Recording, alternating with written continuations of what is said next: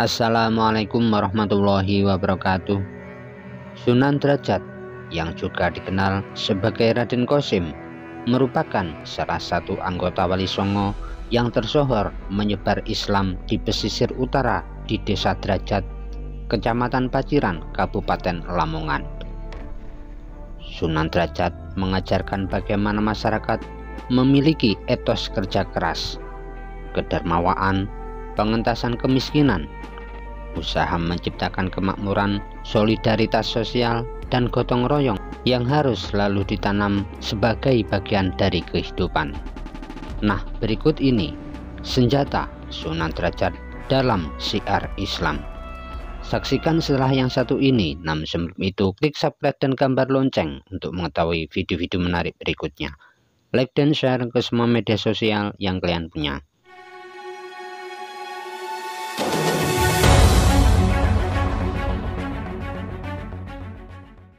Sunan Derajat menciptakan tembang pangkur sebagai senjata untuk syiar Islam, ajaran baik yang selalu mendarat di kepala masyarakat. Tembang pangkur yang dipadukan dengan alat musik yang digunakan berupa gamelan yang diberi nama Singo Mengkok. Senjata Sunan Derajat atau tembang pangkur itu yang berbunyi, paring teken marang kang kaluyon lan wuto, paring mangan marang kang kaliren, paring sandang marang kang kawudan, paring payung marang kang kodanan. Catur piwulang ini menjadi senjata bagi Sunan Derajat untuk menyebarkan Islam di pesisir yang keras. Putra Sunan Ampel itu mampu menyebarkan Islam melalui jalan kesenian yang disukai oleh masyarakat. Kesenian itu larut dalam deburan ombak yang terdengar sejak di pesisir Paciran, Lamongan. Catur piwulang yang dibawanya ke tiap perkampungan di kawasan pesisir mengajarkan dan menekankan pada aspek pendidikan moral. Kedekatannya dengan kaum miskin menjadi bagian dalam perjalanan panjangnya untuk memberi pertolongan, makan, pakaian, serta melindungi masyarakat yang membutuhkan. Ada banyak hal baru bagi masyarakat yang coba dikembangkan. Sunan Derajat mengajarkan kepada mereka berbagai teknik membuat rumah dan tandu, bekal yang melekat dan menjadi kearifan bagi masyarakat di sekitar Paciran. Jalan kesenian yang dipilih Sunan Derajat juga mengedapkan ragam ajaran tasawuf.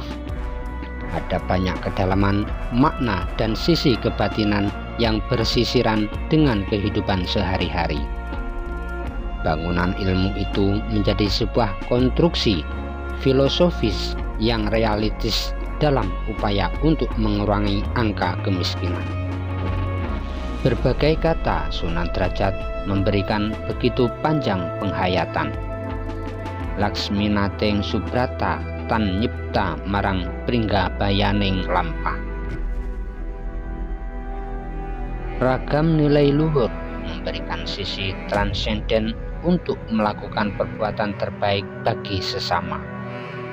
Catur piwulang berterbangan dalam angan dan keinginan masyarakat. Ajakan itu berhamburan dan menggerakkan warga untuk memberi pertolongan, makan, pakaian, dan kenyamanan. Ajaran yang luhur dan tradisi lokal menjadi senjata pamungkas Sunan Derajat untuk syiar agama Islam.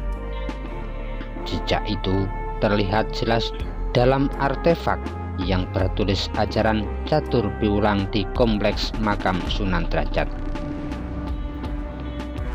Artefak tersebut mengajarkan tentang cara hidup bersama sebagai makhluk sosial, menekankan saling menghargai dan membantu sesama. Sunan Derajat juga memiliki keahlian dalam memainkan seperangkat gamelan yang diberi nama Singo Mengkok. Sebelum bersandar di Paciran, Lamongan, perjalanan Sunan Derajat memberikan kisah pilu.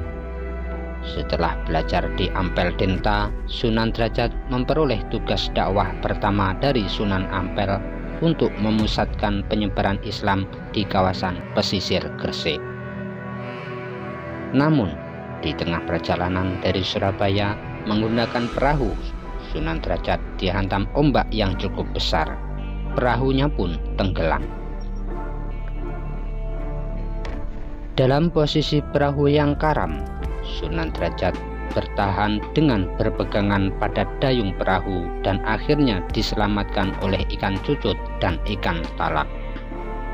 Dengan menaiki kedua ikan itu, akhirnya Sunan Derajat berhasil mendarat di sebuah pesisir yang dikenal sebagai Desa Jelak, Banjarwati. Perjalanan Sunan Derajat itu, kejadian tersebut terjadi sekitar tahun 1485 Masehi. Ketika terdampar di Desa Jelak, Sunan Derajat mendapat sambutan yang hangat oleh ketua kampung, yaitu Mbah Mayang Madu dan Mbah Banjar, yang diyakini sudah masuk Islam dengan bantuan pendakwah yang berasal dari Surabaya. Sunan Derajat kemudian menetap di Desa Jelak dan menikah dengan putri dari Mbah Mayang Madu, yaitu Nyai Kemuning. Beliau kemudian mendirikan surau yang akhirnya berkembang menjadi sebuah pesantren. Sunan Derajat juga berhasil mengubah Desa Jelak yang tadinya hanyalah kampung kecil dan terpencil menjadi desa yang berkembang dan ramai. Nama desa tersebut akhirnya diubah menjadi Desa Banjaranyar. Setelah lebih dari setahun di Jelak, Sunan Derajat akhirnya memutuskan untuk mencari tempat dakwah lain yang lebih strategis. Sunan Derajat pun berpindah sekitar 1 km ke arah selatan dan membuka lahan baru yang masih berupa hutan belantara. Untuk menamati lahan tersebut, beliau bersama dengan Sunan Bonang meminta izin kepada Sultan Demak I dan mendapatkan ketetapan pemberian tanah tersebut pada tahun 1486 Masehi.